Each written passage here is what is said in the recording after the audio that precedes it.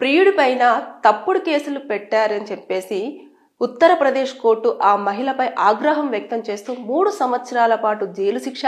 అదేవిధంగా 30,000 రూపాయల ఫైన్ విధించడం జరిగింది. ఒక్కసారి మనము ఆ కేసు వివరాల్లోకి వెళ్తే, ఎవరైతే మహిళ ప్రియుడి పైన కేసులు పెట్టిందో ఆ మహిళ ఈ అబ్బాయి కూడా గత కొంతకాలంగా లవ్ చేసుకున్న నేపథ్యంలో కొన్ని కారణాల వల్ల ఇద్దరికి సెట్ అవ్వకపోవడంతో కొన్ని నెలల క్రితమే ఇద్దరు విడిపోవడం అనేది జరిగిపోయిన తర్వాత ఈ అబ్బాయి వేరే అమ్మాయితో ఎంగేజ్మెంట్ పూర్తి చేసుకొని అతను ఒక ఇంటివాడు అవ్వాలన్న ఆలోచనలో ఆ వేలో ఉన్నప్పుడు నన్ను కాదని వేరే అమ్మాయిని ఎంగేజ్మెంట్ చేసుకుంటాడా అని చెప్పేసి అతని పైన రివెంజ్ తీర్చుకోవడం కోసం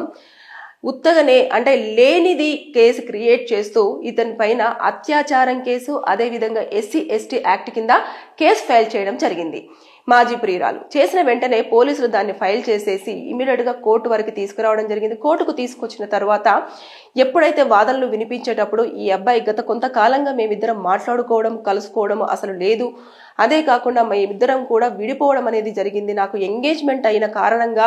ఈవిడ ప్రతీకారం తీర్చుకోవడం కోసమే నా పైన కేసులు బనాయించింది అని చెప్పేసి ఆ వ్యక్తి తరపున అడ్వకేట్స్ చాలా క్లియర్ గా అన్ని ఆధారాలతో కోర్టులో ప్రొడ్యూస్ చేయడం అనేది